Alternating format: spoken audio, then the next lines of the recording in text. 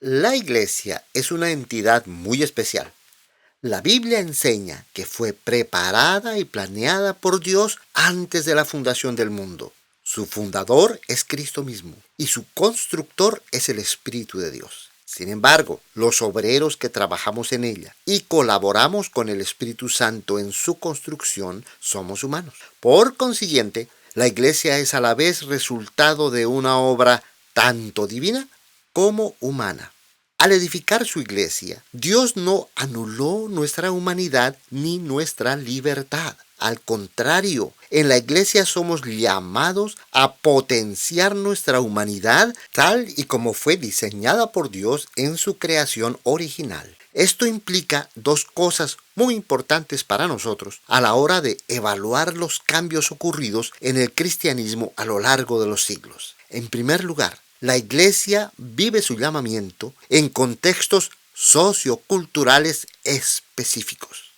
Y en segundo lugar, cada uno de los creyentes que componemos la iglesia estamos constantemente expuestos a cometer equivocaciones y errores. Detengámonos primero unos momentos en la primera implicación. Para ser pertinente, la iglesia debe, así como lo hizo el maestro, proclamar y ser mensaje de Dios en el devenir diario de los distintos pueblos y localidades donde le corresponde vivir. Así, cuando leemos el Nuevo Testamento, nos encontramos con muchas prácticas, costumbres y términos que fueron parte de las sociedades y culturas en las que se desarrolló el cristianismo primitivo. Algunas de ellas son, por ejemplo, la forma de saludar, la institución de la esclavitud, la tensión entre creyentes judíos y creyentes gentiles, los medios de transporte, la forma de demostrar una actitud de servicio, el significado convencional de ciertos cortes de cabello y varias otras cosas más. Los cristianos del primer siglo pudieron ser sal en sus culturas porque supieron vivir y predicar su fe permaneciendo inmersos en sus respectivos mundos sin dejarse arrastrar por la corriente y sin convertirse ellos mismos en un grupo más del montón. Las costumbres, los idiomas, los medios de comunicación, las instituciones y todas las demás expresiones culturales que caracterizan nuestra actividad humana cambian de una era a otra. Por consiguiente, el reto de la iglesia en cada época es estar en el mundo sin ser del mundo. Es decir, oír la voz de Dios y ponerse en marcha desde su propio lugar sociocultural. Únicamente así podemos ser una iglesia misionera, signo de esperanza y transformación. Pero claro, esto implica el ejercicio de nuestro juicio humano. Aún en el primer siglo, con la memoria todavía fresca de los eventos y enseñanzas de Jesús, y mientras el Espíritu Santo estaba revelando directamente la palabra de Dios, podemos ver lo difícil que es este reto para la iglesia. El primer paso intercultural que tuvo que dar la iglesia fue relacionado con la súbita acogida del Evangelio por parte de judíos extranjeros. La iglesia nació en Jerusalén, en el contexto de una comunidad predominantemente palestina. ¿Cómo había de vivir la fe en convivencia con un gran número de judíos con raíces griegas? El relato que leemos en Hechos capítulo 6, versos 1 al 7, nos muestra claramente cómo el factor humano interfiere con el cumplimiento cabal de la voluntad de Dios. Más tarde, la iglesia tiene que dar otro importante paso intercultural. ¿Qué hacer con extranjeros simpatizantes del judaísmo, pero no convertidos todavía? ¿Se podía aceptarlos en la iglesia sin necesidad de hacerlos primero judíos? En Hechos capítulo 10 y 11 leemos que ni aún para el apóstol Pedro este fue un paso fácil. De hecho, a partir de ahí y a medida que el evangelio se extendió por pueblos y ciudades cuya población era predominantemente gentil, surgieron múltiples cuestiones que los primeros cristianos tuvieron que discutir. Desde el principio, pues, es claro que la fe se vive avanzando, a pesar de la vacilación inherente a nuestra condición humana. Si tuviéramos que representar en un esquema este avance vacilante de la fe a través de los siglos, dibujaríamos una línea horizontal oscilante, en la cual las subidas y las bajadas representan nuestras incertidumbres y equivocaciones al avanzar por el derrotero que nos marca la palabra histórica de Dios, es decir, la fe una vez dada a los santos. Se vale tener dudas e incluso equivocarnos, siempre y cuando avancemos en la dirección correcta. El problema es apostatar, desviarse de la dirección. Este ha sido un peligro grave, también desde el principio. Veamos algunos ejemplos a continuación. Aproximadamente, a partir del año 200 después de Cristo, en varias iglesias los cristianos empezaron a conmemorar la fecha del fallecimiento de los mártires y a hacer donaciones en su nombre. Gradualmente, los obispos les dieron a estas celebraciones un carácter oficial. Estos actos conmemorativos fueron tomando la forma de una veneración especial por aquellos que habían dado su vida por causa de Cristo. Posteriormente, a la lista de mártires se añadieron otros cristianos, cuya piedad se consideraba también sobresaliente. Así, pese a que en el Nuevo Testamento todos los creyentes son considerados santos, la palabra santo se empezó a limitar únicamente a esta clase de personas especiales. En el año 1170, el Papa Alejandro III afirmó que nadie podía venerarse como santo sin la aprobación oficial de la Iglesia Católica Romana. Actualmente, la Iglesia Católica solamente autoriza venerar como santos a aquellos que han sido oficialmente canonizados por el Papa. Además, la veneración de los santos incluye el uso de imágenes, frente a las cuales los cristianos se arrodillan, piden milagros, encienden velas y practican otras formas de adoración, mezclando enseñanzas cristianas con prácticas y festividades paganas.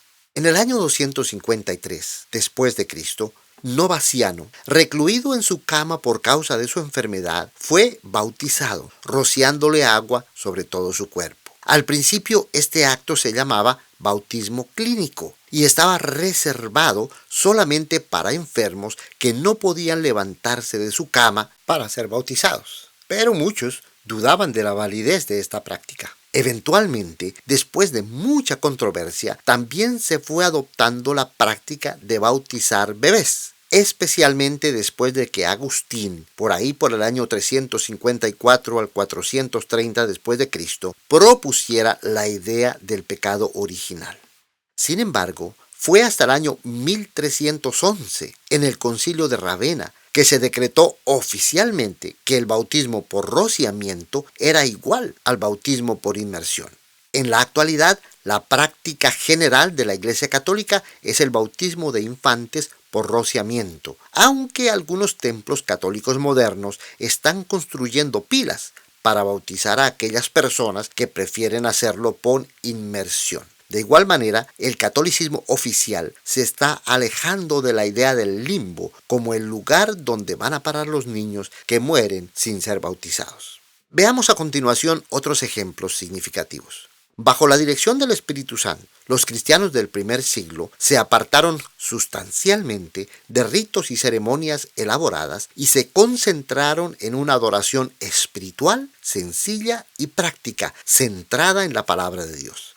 Pero, a partir del año 250 después de Cristo, el deseo de más rituales dio pie a que surgiera una clase sacerdotal separada del resto de la iglesia, pese a que en el Nuevo Testamento todos los cristianos son considerados un sacerdocio real.